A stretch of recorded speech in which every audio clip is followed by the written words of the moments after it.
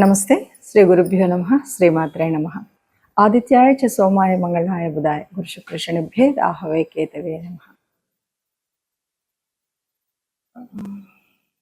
ప్రేక్షకులందరికీ నమస్కారం.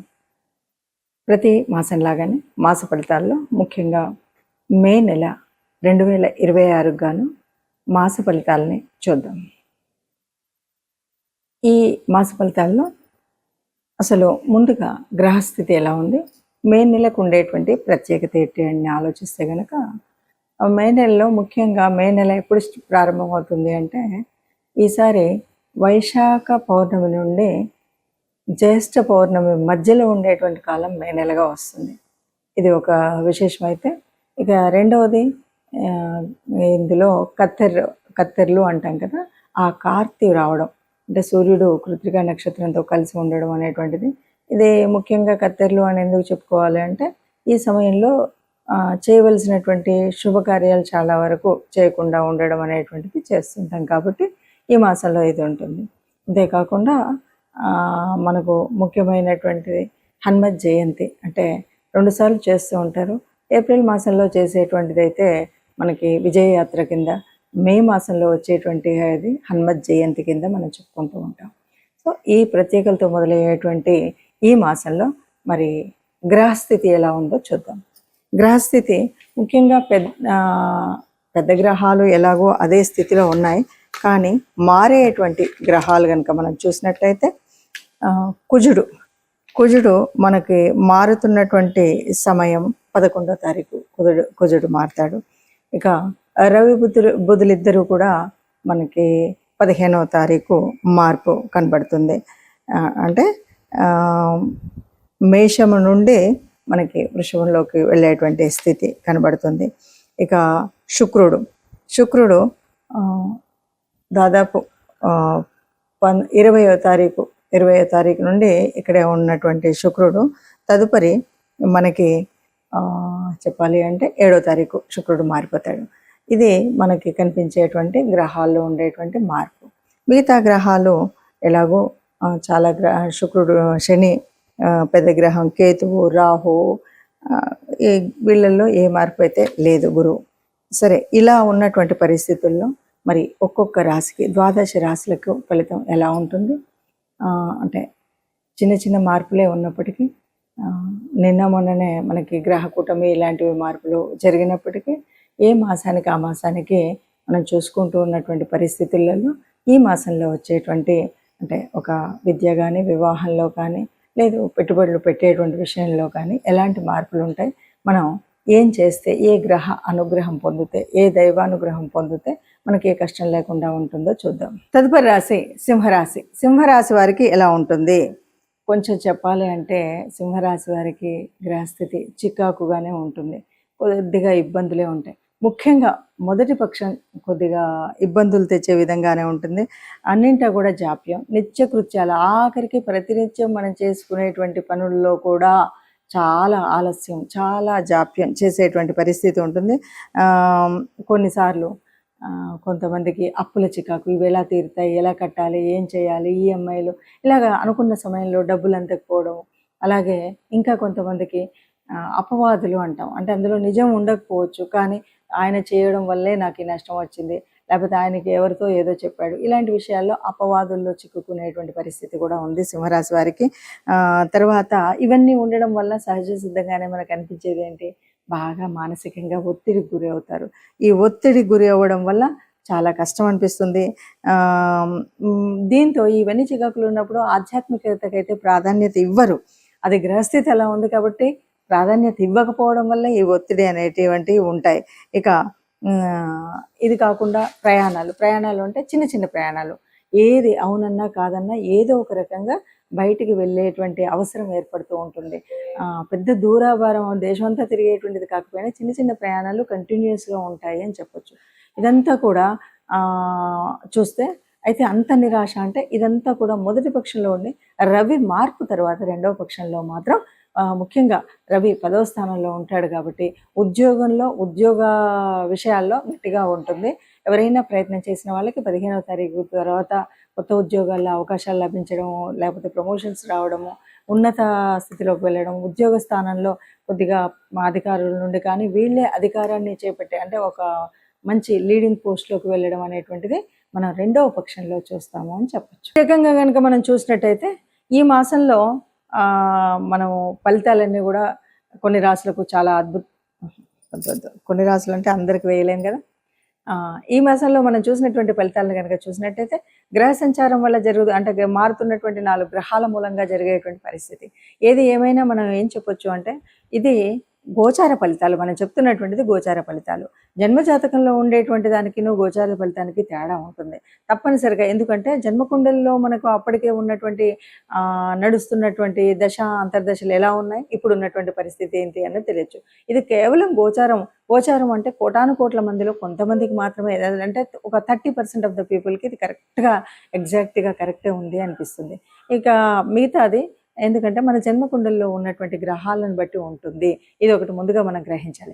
ఇక రెండవది, ఇప్పుడున్నటువంటి పరిస్థితుల్లో ముఖ్యంగా ఈ మాసంలో మనకి ఏ గోచార ఫలితం ఎంత అంటే మనం అనుకున్నటువంటి పరిస్థితుల్లో ముందుకు వెళ్ళనివ్వట్లేదన్నా, అనుకున్నది ఇంకా బాగా జరగాలన్నా తప్పనిసరిగా దైవానుగ్రహం కావాలి, గ్రహం కావాలి.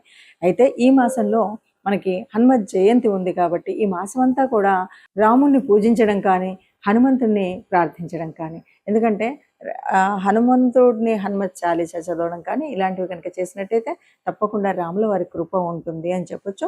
ఇంకా ముఖ్యంగా ఏదైనా సరే కీడు చెడు ఇలాంటివి జరుగుతున్నాయి అన్న టైంలో మనం తప్పనిసరిగా హనుమత్ ఆలయానికి వెళ్ళడం అనేటువంటిది ముఖ్యమైనది. కాబట్టి మనం ఇచ్చేసి వీలైన వాళ్ళు మనం నవగ్రహాల దగ్గరికి వెళ్ళడము, లేదు అదే కాలేదు అంటే ఏదైనా మీకు తోచిన దాన ధర్మాలు చేసినట్టయితే, ఇవేవి నాకు తెలియదు ఏ గ్రహం వల్ల ఏది అని అనుకున్నట్టయితే, అలా కూడా కాలేదు అనుకుంటే తప్పనిసరిగా మీరు ఏదైనా గోశాలకు వెళ్ళి గోమాతకి మనం గనక గ్రాసం ఇచ్చినట్టయితే తప్పనిసరిగా ఇప్పుడు ఏవైతే అననుకూలంగా ఉన్నాయి అనుకున్నామో ఇవన్నీ కూడా అనుకూలంగా ఉండేటువంటి స్థితి మనకు వస్తుంది. అందరూ హాయిగా ఆనందంగా ఉంటారు. ఇవి పెద్దగా భయపెట్టేటువంటి పరిస్థితి ఏం కాదు. మాసంలో చిన్న చిన్న మార్పులు జరుగుతాయి. ఆ చిన్న చిన్న వ్యత్యాసాలు కనబడుతూనే ఉంటాయి. మనం పట్టించుకున్నట్టయితే అంతగా ఉండదు. ఆత్మ నిగ్రహం ఉండాలి. అట్లాగే ఆత్మబలంతో సాగితే ఎంతటి మొండి పనైనా మనం పూర్తి చేసుకోగలుగుతామని తెలియజేస్తూ, మనకి మే మాసంలో వచ్చేటువంటి పండగ ముఖ్యమైనటువంటిది, అందరికీ ఇష్టమైనటువంటిది, ముఖ్యంగా యువతకి చాలా ఇష్టమైనటువంటి పండగ హనుమత్ జయంతి వస్తుంది. చాలామంది అడుగుతూ ఉంటారు, హనుమత్ జయంతి మొన్ననే కదండి చేసుకున్నాము, మళ్ళీ ఇప్పుడు ఏంటి అని. ఇక్కడ మనకు కనిపించేటువంటిది ఏంటి అంటే ఒక ఉత్సవం. మొట్టమొదటిగా వచ్చేటువంటి దాన్ని హనుమత్ విజయ యాత్రగా చెప్పుకుంటాం. రెండవది హనుమత్ జయంతి. హనుమంతుడు పుట్టడము అంటే ఈ లోకాలన్నింటినీ కాపాడడం అనే చెప్పాలి. హనుమత్ జయంతిని మనం అంత విజయోత్సవంగా విజయయాత్రలు చేసుకుంటూ చక్కగా ఎటు చూసినా కూడా కాషాయ వర్ణాలతో హనుమత్ ధ్వజాలతో అందరూ కూడా ఆనందంగా ఎందుకు తిరుగుతారంటే, ఆనాడు రామాయణ కాలం నాడు మరి రాముడి జయానికి మూల కారణమైనటువంటి వాడు. అలాగే ఇప్పటికీ అప్పటికి ఎప్పటికి కూడా ఒక తేజస్సు కానీ, ఒక చైతన్యం అంటే ఎలా ఉండాలి, ఒక దాసతత్వం అంటే ఎలా ఉండాలి, ఒక స్నేహం అంటే ఎలా ఉండాలి, విజ్ఞానంలో నవవ్యాకరణం తెలిసినటువంటి వాడు అంటే ఎలా ఉండాలి, ఒక కార్యశూరత్వంలో ఎలాంటి స్థితి ప్రజ్ఞత ఉండాలి, కార్యాన్ని సాధించుకురావడంలో ఎలా ఉండాలి, ఇవన్నీ మనకు చెప్పేటువంటి వారు హనుమంతుల వారు. అందువల్ల హనుమత్ జయంతి మనందరికీ కూడా ఎప్పటికీ చైతన్యాన్ని అందించేటువంటిది. ఒక పనిని నిర్విఘ్నంగా పూర్తి చేయగలిగే శక్తి సామర్థ్యాలు కావాలి అంటే హనుమత్ జయంతిలో మనము ఆ రోజు హనుమంతుడిని ప్రార్థించడం, పూజించడం, హనుమాన్ చాలీసా చదవడం, మరి దండకాన్ని చదువుతామా, లేదు సింధూరాన్ని వేయిస్తామా, వడమాల వేయిస్తామా, ఇవి ఏమున్నా సరే ఇవన్నీ కూడా మన పూజా విధానంలో ఒక భాగమే అనుకుంటాం. హనుమత్ దేవాలయాల దగ్గరికి వెళ్ళి చక్కగా మన వాహనాలని ఏ రకమైన ఇబ్బందులు రావద్దని పూజించుకోవడం, మనం అక్కడికి వెళ్ళి నాకు ఏ రకమైనటువంటి దుష్ట పీడలు ఇలాంటివి ఏవి నా శరీరానికి రాకూడదని దైవ అనుగ్రహం పొందడం, ఇవన్నీ ఒక ఎత్తు. ఇవి కాకుండా మనం హనుమంతుడి నుండి నేర్చుకోవాల్సినటువంటిది ఏమిటి అంటే, ఎంతటి వాడైనా సరే ఎక్కడ ఎదగాలో ఎక్కడ ఒదగాలో ఇది తెలిసినటువంటి వాడు హనుమంతుడు. ఎక్కడ స్నేహాన్ని ఎలా చేయాలో, ఎవరితో ఎలా మాట్లాడాలో, అంటే నవవ్యాకరణ పండితుడు. అలాగే గురువు దగ్గర ఎట్లా ఉండాలో, మరి ఆయనకు సాక్షాత్తు సూర్య భగవాన్ని గురువుగా తాను రిక్వెస్ట్ చేసిండనే చెప్పాలి అంటే. ఎందుకంటే సూర్య భగవానుడు నిరంతరం చలిస్తూ ఉండేటువంటి ఆయన దగ్గరికి తనతో పాటు తిరుగుతూ నవవ్యాకరణాలను నేర్చుకున్నటువంటి మహాపండితుడు. కాబట్టి విద్యార్థి లోకానికి ఎప్పటికి కూడా మనం ఏదైనా జ్ఞానం నేర్చుకోవాలంటే ఎలా ఉండాలి, ఎంత నిరంతర ప్రయత్నం ఎలా ఉండాలి, ఇవన్నీ విషయాలు చెప్పేటువంటిది అది.